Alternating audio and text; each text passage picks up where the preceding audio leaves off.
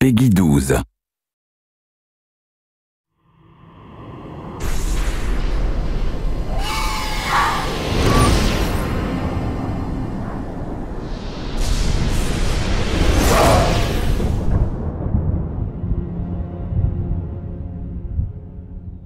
Alongside the spell combat, we have the invisibility cloak, which allows Harry to disappear from view, but he has to be careful not to get caught. Keep your eyes open, we're not here for fun. The modes that we used, the invisibility cloak in challenge mode, were all time-based, so the player has to balance not being found with moving quickly.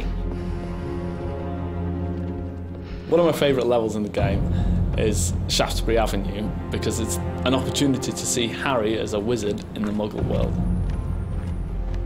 The first time you come to a challenge, it's often worth using 4 points. That's our navigational spell, and it will tell you where you need to go.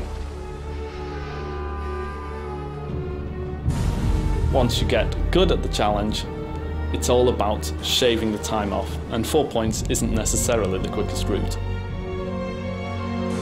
To really excel at the stealth challenges, it helps enormously to remember where the bad guys are going to be. You need to get from A to B as quickly as possible. The trouble is, when you're on the invisibility cloak, the faster you move, the more likely you are to be seen. If the player runs quickly at the start before they put the cloak on, they can save a few vital seconds. If they walk into somebody, the cloak will come off and they will be discovered and they will fail the challenge. The more Harry moves, the more likely he is to be detected. So the invisibility cloak has a meter that will show the player when they're likely to be detected. The best way to replenish the invisibility cloak meter is to stand still and stay out of the way of Death Eaters. Another way to get it to recover is to find a location where no one can see you and quickly remove the cloak and replace it. If you're trying not to be detected, but you found that there are people blocking the route that you need to take, using spells or potions to distract them and then quickly sneaking past them when they're investigating is a great way of solving that problem.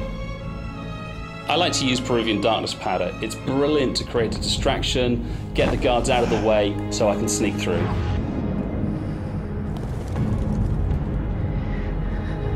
If you do come across any Death Eaters, you can sneak up behind them using your invisibility cloak and use Prochainement to knock them down. So we find that when we're playing this in the studio, we will go to extraordinary lengths to get the perfect score.